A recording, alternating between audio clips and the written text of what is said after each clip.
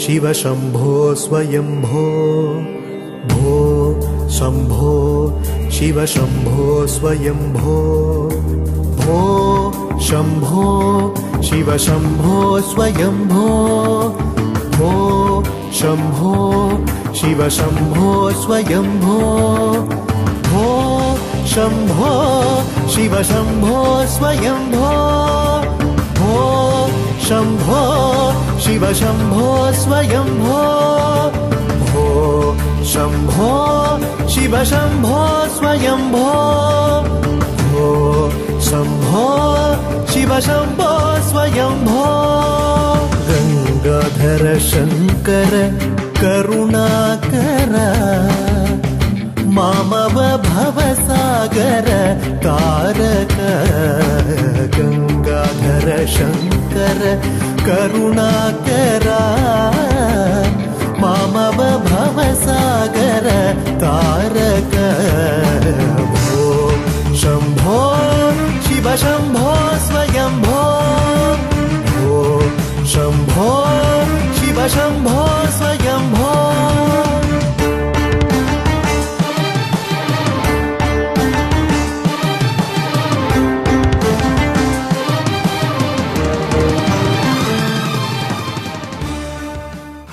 అలాగే ఈరోజు నాగుల చవితి పర్వదినం. అటువంటి ఈ పర్వదినాన భక్తుల సమస్త ఈతి బాధలు తొలగించేందుకు అర్చకులు సర్పదోష నివారణ పూజ ప్రారంభించబోతున్నారు. భక్తులందరి చేత కూడా వారు సంకల్పం చెప్పిస్తారు. దయచేసి ప్రతి ఒక్కరూ మీరు కూర్చున్న చోట నుంచే సర్పదోష నివారణ పూజను వీక్షించే సౌకర్యం ఉంది. దయచేసి అందరూ కూర్చుని ఈ పూజను వీక్షించండి. అర్చక బృందాన్ని శ్రీ మహాసరస్వత్యై నమః. అస్మత్ శ్రీ గురుచరణారవిందాభ్యాం నమో నమః. శ్రీ గురుభ్యో నమః. హరి ఓం. మా అందరూ కూడా చేతులు జోడించి కార్తీక మాస నాగ చతుర్థి పర్వదినాన సాక్షాత్ పార్వతీ పరమేశ్వరుల సహితంగా సర్పరూపంలో ఉన్న నాగదేవతని మనం సర్పదోష నివారణ మరియు సత్సంతాన ప్రాప్తి సమస్తమైన శుభాలిచ్చేటువంటి ఆ సర్పదేవత పూజను మనం ఇప్పుడు చేసుకునబోతున్నాం.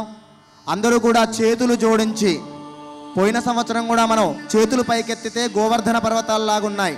ఇప్పుడు మీరు చేతులు పైకెత్తి నమస్కారం చేస్తే కొన్ని కోట్ల పుట్టలు, అంటే వల్మీక జయంతి అని కూడా అంటారు. వల్మీకము అంటే పుట్ట. ఈ పుట్టలన్నీ ఇక్కడికి రావాలి. అక్కడన్నీ వచ్చేసాయి. అలాగే పెట్టి సంకల్పం చెప్పండి అమ్మా. ఓం మమ సహకుటుంబస్య జాతకరీత్యా గోచారరీత్యా సంపూర్ణ కాలసర్పదోష నాగదోష నివారణ సిద్ధి ద్వారా సంపూర్ణ నాగదేవత అనుగ్రహ ప్రసాద సిద్ధ్యర్థం సంపూర్ణ శరీర ఆరోగ్యత సిద్ధ్యర్థం సంకల్పిత కార్తీక మాస నాగ చతుర్థి పర్వదిన శుభ సమయే యథాశక్తి సర్పరూప నాగదేవత యథాశక్తి ఆరాధనో అహం కరిష్యే. विश्वेश्वराय नरकार्णवतारणाय कर्णामृताय शशिशेखरभूषणाय कर्पूरकुन्दधवलाय जटाधराय दारिद्र्यदुःखदहनाय नमः शिवाय. दारिद्र्यदुःखदहनाय नमः शिवाय. विश्वेश्वराय नरकार्णवतारणाय कर्णामृताय शशिशेखरभूषणाय कर्पूरकुन्दधवलाय जटाधराय दारिद्र्यदुःखदहनाय नमः शिवाय. दारिद्र्यदुःख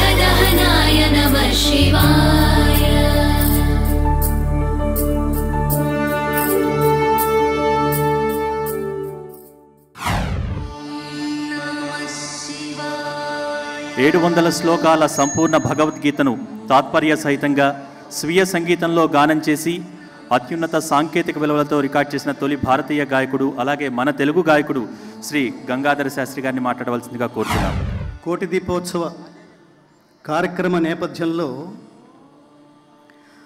కార్తీక శుద్ధ చవితి, కార్తీక తొలి సోమవారం మహోత్సవంగా రాష్ట్ర వ్యాప్తంగా ఒక వేదిక నుంచి ఇంత అత్యద్భుతంగా కార్యక్రమాన్ని తీర్చిదిద్ది రాష్ట్రమంతా భక్తి రసోత్కృష్టంగా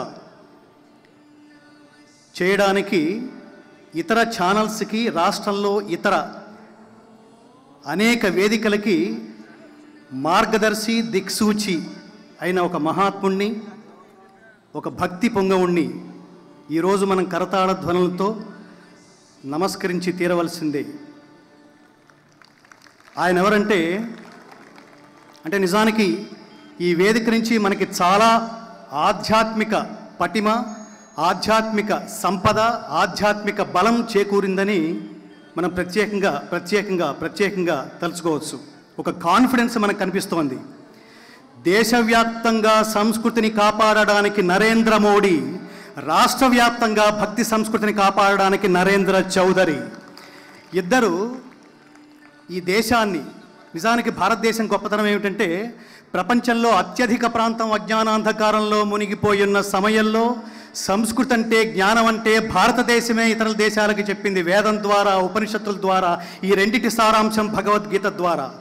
మనం ఇప్పుడు ఏ శ్లోకం మాట్లాడుకున్నా, ఏ పదం మాట్లాడుకున్నా దాని వెనకాల అర్థంతో పాటు పరమార్థం కూడా గోచరిస్తుంది. మిత్రులారా, ఈ వేదికను ఏర్పాటు చేసినందుకు ఈ మహాత్ములకి కృతజ్ఞతలు తెలియజేస్తూ అందరూ ఒక్కసారి గీతలో దీపానికి ఒక అత్యద్భుతమైన ఒక వర్ణన చెప్పాడు.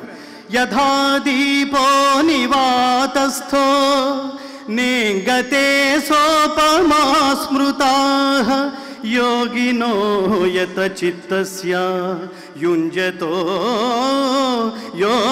యోగమాత్మనః.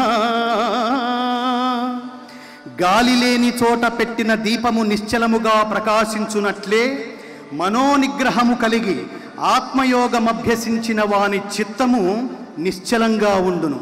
మన మనస్సు, మన చిత్తము, మన ఆత్మ ఇవన్నీ పరిశుభ్రంగా ఉంచడం కోసం జరుగుతున్న ఈ కోటి దీపోత్సవ యజ్ఞంలో ప్రతి సంవత్సరం ఇలాగే నిర్విఘ్నంగా జరగాలని, నిజంగా నిన్న ఇవాళ చూస్తే మనం ఈరోజు సాయంత్రం ఈ కార్యక్రమం మేఘుడి ఆటంకం లేకుండా జరుగుతుందా అని ఆందోళన పడుతున్న మన సందర్భం కూడా సాయంత్రం 3 గంటలు 4 గంటల వరకు చూసాం మనం.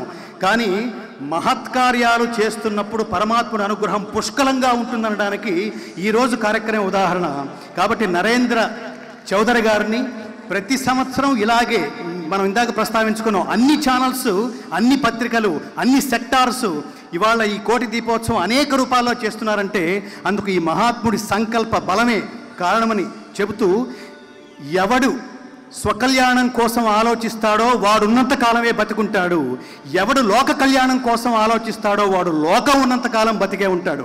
అలాగా ఆంధ్రదేశంలో అనవసరంగా బతుకుతున్న వాళ్ళ జీవితాల్లోంచి ఒక్కొక్క నిమిషం అది పొరపాటైనా లాక్కుని ఇలాంటి నరేంద్ర చౌదరి గారు లాంటి మహాత్ములకి 2 జన్మల ఆయుష్ ప్రసాదించాలని పరమాత్మని కోరుకుందాం. ఆ పరమాత్మ స్వరూపంలో ఉన్న ఇక్కడ శివకేశవులు ఇద్దరికి, పరిపూర్ణానంద స్వామి వారికి, జిఆర్ స్వామి వారికి శిరస్సు వంచి నఖధూళి కంటే వరకు వంగి పాదాబంధనం చేసుకుంటూ అసతోమ సద్గమయ, తమసోమ జ్యోతిర్గమయ, మృత్యోర్మ అమృతంగమయ. ఓం శాంతి శాంతి శాంతి. నమస్కారం. తదుపరి భక్తులకు ఆశీర్వచనాలు అందిస్తూ అనుగ్రహ భాషణం చేయాల్సిందిగా శ్రీ పరిపూర్ణానంద స్వామి వారిని ప్రార్థిస్తున్నాను. క్షంతవ్యో మే పరాధ శివ శివ శివ భో శ్రీ మహాదేవ శంభో.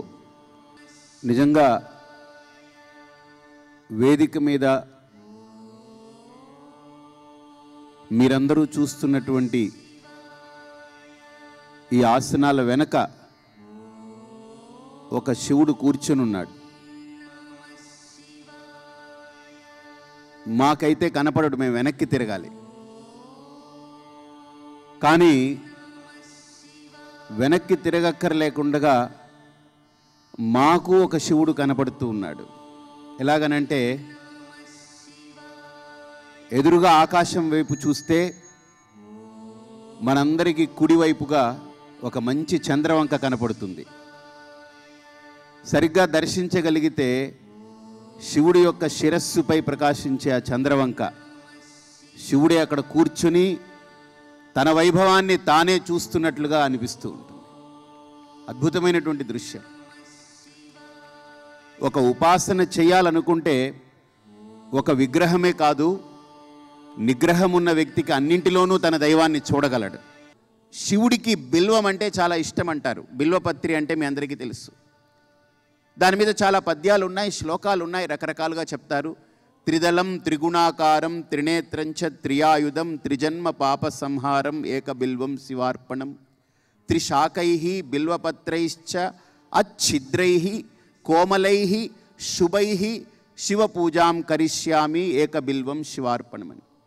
శివుడికి బిల్వం అంటే ఇష్టం, విష్ణువుకి తులసి అంటే ఇష్టం. బాగా ఆలోచన చేయండి. ఇప్పుడు వీళ్ళందరూ ఇష్టపడ్డారని ప్రపంచంలో ఉండే బిల్వమంతా కోసేసి మన శివుడి మీద వేస్తే అదేమైనా కైలాసానికి వెళుతుందా? లేదు, ఈ భూమి మీద ఉండే తులసి అంతా కోసి విష్ణువు మీద వేస్తే అది ఏమైనా వైకుంఠానికి వెళుతుందా? వెళ్ళదు. మరి ఇష్టమన్నారే, ఇష్టమన్నప్పుడు తీసుకోవాలి కదా. ఇప్పుడు నాకు మైసూర్ పాక్ ఇష్టమైతే మీరు పెడితే ఒకటి పెట్టినా నేను తీసేసుకోవాలి, లేదు ఒక ప్యాకెట్ ఇచ్చినా తీసుకోవాలి. మరి వాళ్ళు ఏం తీసుకోవట్లేదే. ఒక్కసారి ఆలోచన చేయండి. భగవంతుడికి ఇష్టము అన్నవన్నీ కూడా మీరు బాగా పరిగణలోకి తీసుకుంటే మనకు ఏది హితమో అది దైవం ఇష్టపడింది అని అర్థం. ఇప్పుడు అమ్మకి బాగా పురుడు పోసుకున్నటువంటి తల్లికి ఇది ఇష్టము అని అంటారు. ఎందుకు ఇష్టము అని అంటే ఆ ప్రకృతి కోరుకుంటుంది. ఆ పురుడు పోసుకున్నటువంటి ఆ స్త్రీ తన యొక్క శరీరం కోరుకుంటుంది. కోరుకున్నప్పుడు ఇష్టపడుతుంది. పచ్చి మామిడికాయలు తినాలనిపిస్తుంది. అది అప్పుడు ఆవిడకి ఇష్టం, కానీ ఎప్పుడు పడితే అప్పుడు ఇస్తే ఇష్టం ఉండదు. ఎందుకనంటే ఆ ప్రకృతి కోరుకుంటుంది. కాబట్టి భగవంతుడికి భక్తులమైనటువంటి మనం, భగవంతుడి యొక్క సృష్టిలో భాగమైన మనం, మనకు ఏది హితమో అది దైవం ఇష్టపడుతుంది. తులసి అనేటువంటిది ఎంత గొప్ప ఔషధమో మనందరికీ తెలుసు. బిల్వం అనేది ఎంత గొప్ప ఔషధమో మనందరికీ తెలుసు. ఇది ఆ దేవతలు ఇష్టపడ్డారు అని అంటే అది మన హితం కోరి ఇష్టపడ్డారు.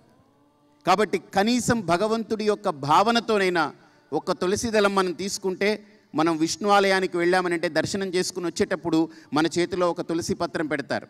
అది మనం ప్రసాదంగా తీసుకుంటాం. ఏమండి నాకు ఒక కిలో పులిహార పెడతారేమో అనుకుని వెళ్ళానండి, లేకపోతే ఒక అరకిలో చక్కెర పొంగలు పెడతారేమో అనుకుని వెళ్ళానంటే అది నీ అనుకోవడం గొనుక్కోవడంతో సంబంధం లేదు. భగవంతుడి దగ్గరికి వెళ్తే పులిహార చక్కెర పొంగలు కాదు, అక్కడ నీకు ఇవ్వాల్సింది తులసి పత్రం ఇవ్వాలి, తీర్థం ఇవ్వాలి. ఆ తీర్థం ఇచ్చేటప్పుడు కూడా మనకి ఎంత మంత్రం చెప్తారండి, అకాల మృత్యుహరణం.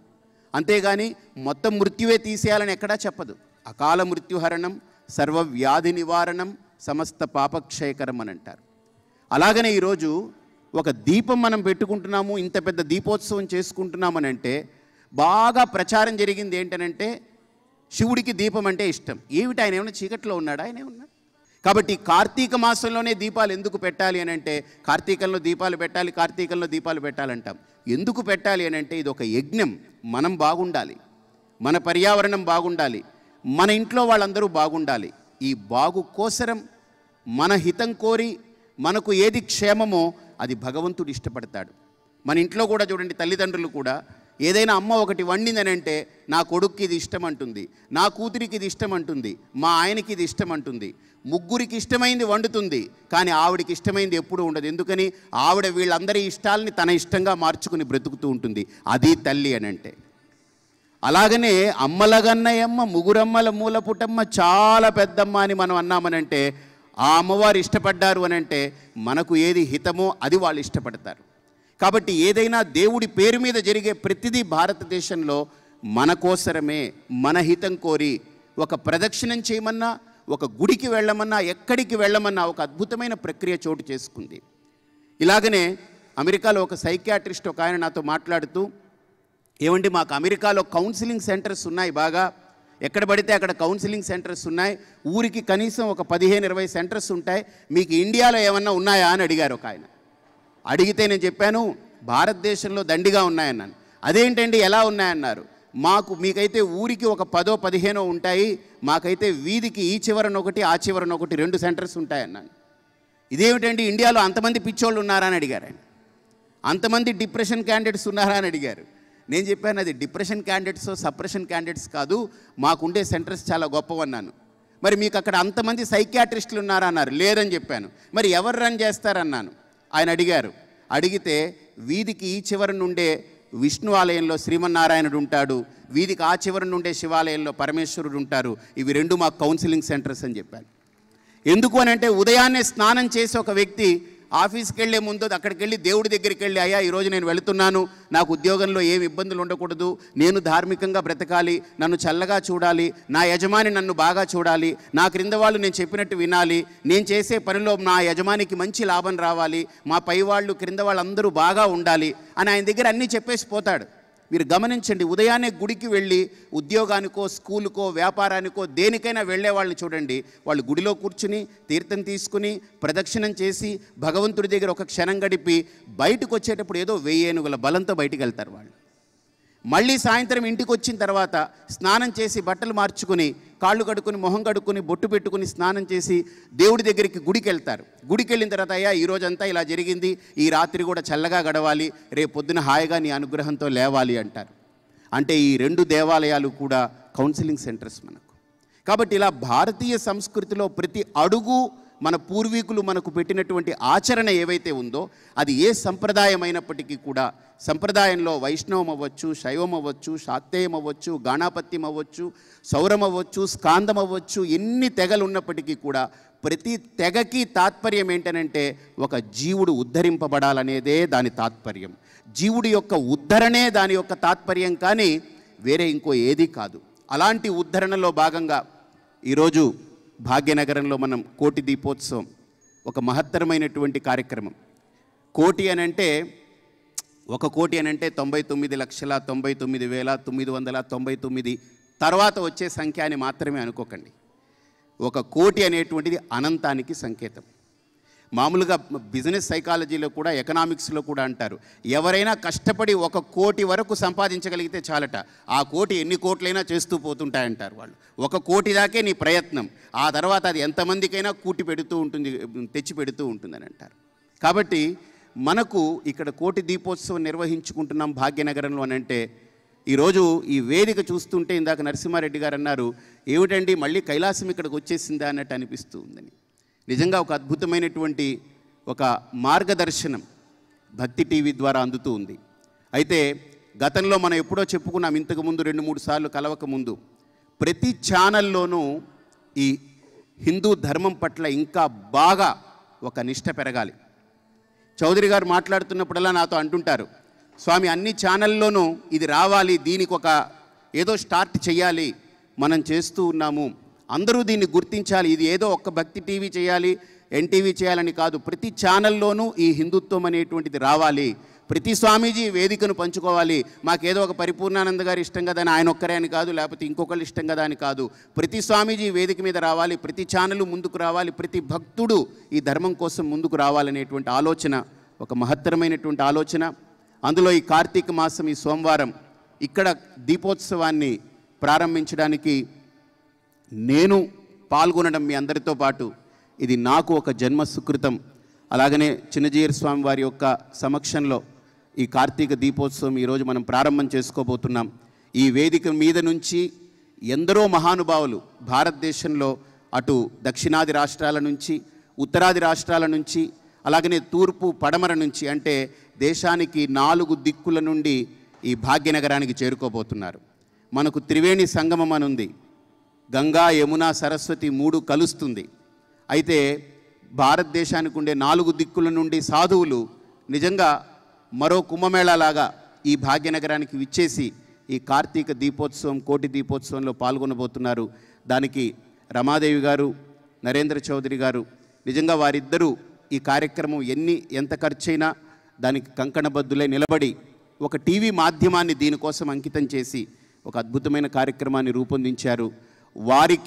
వారి వెనక అహర్నిశలు ఒక 6 నెలలుగా, ఒక ఏడాదిగా దీన్ని రూపకల్పన చేస్తూ ఈ సిబ్బంది తదితర మొత్తం సాంకేతిక వర్గం కానీ ఇంతమంది దానికి సహకరించినటువంటి వారందరికీ కూడా ఇక్కడ వెలిగే ప్రతి దీపపు కాంతి వారి జీవితానికి సోకి వారందరూ దేదీప్యమానంగా ప్రకాశించాలని, ఇలాంటి భావాలు ప్రతి ఒక్కరి హృదయంలో వెలుగొందాలని కోరుకుంటూ నమః పార్వతీపతయే హర హర మహాదేవ